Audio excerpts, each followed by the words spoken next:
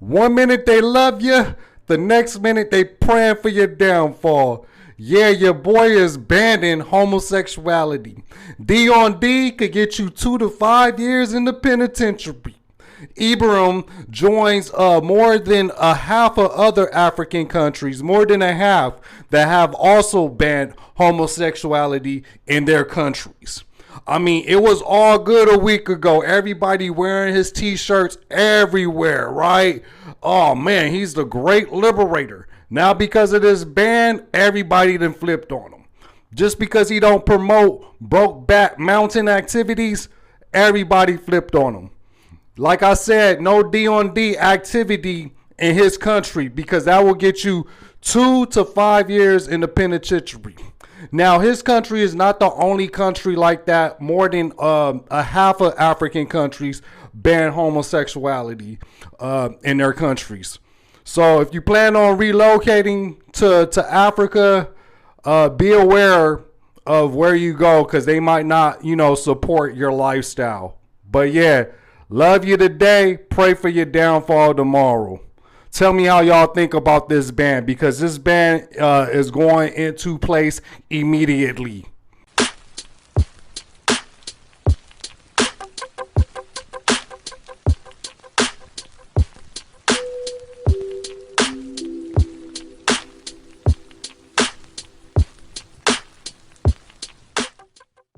Yo, so we back in here for another edition of F-ya-Motha, and as y'all just seen that commentary video before I started talking, it says Burkino Faso passes new law banning LGBT lifestyle, imposing 2 to 5 years in prison and or fines. Now, me personally, I don't give a fuck what a person does. It's your body, your choice. I think sometimes it's pretty fucking nasty, but hey, I'm not doing it, so to each his own. However, over there in Africa, they like, yo, we not allowing this unnatural way of being permeate through society. And I'm not a Burkino Faso national, so I mean, I don't give a shit one way or another. I do have to point out the irony of them passing laws like that and locking people up.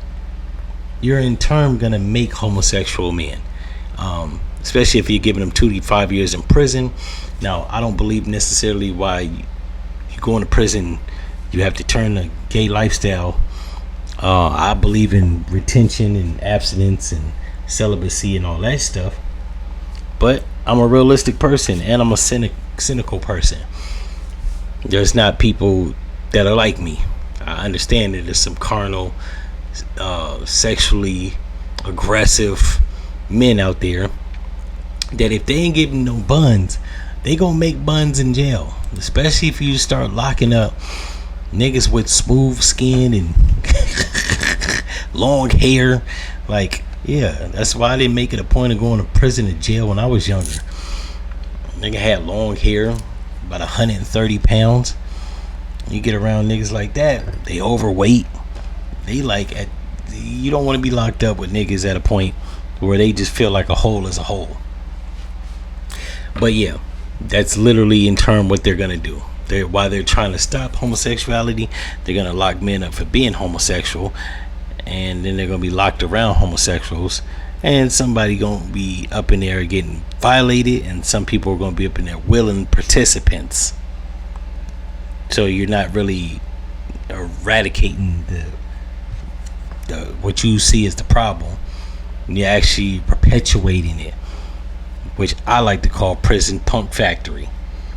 If niggas ain't gay when they go in, they gonna be gay when they come out, and then they gonna be on the streets and they're gonna be trying to carry on that same mentality because they're institutionalized, and they either gonna be making men on the street victims or willing participants.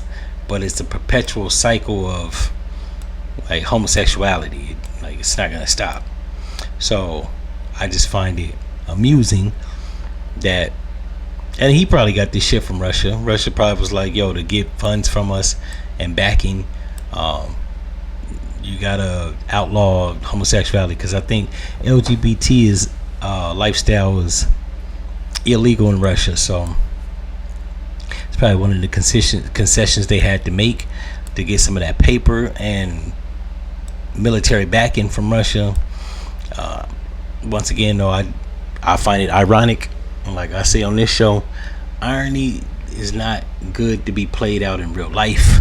In movies, scripts, books, plays, irony is cool. In real life, yeah, it looks fucked up. And we'll see the fallout from this 2 to 5 years from now. In any event, if y'all like this episode, you know what to do, and I'm out.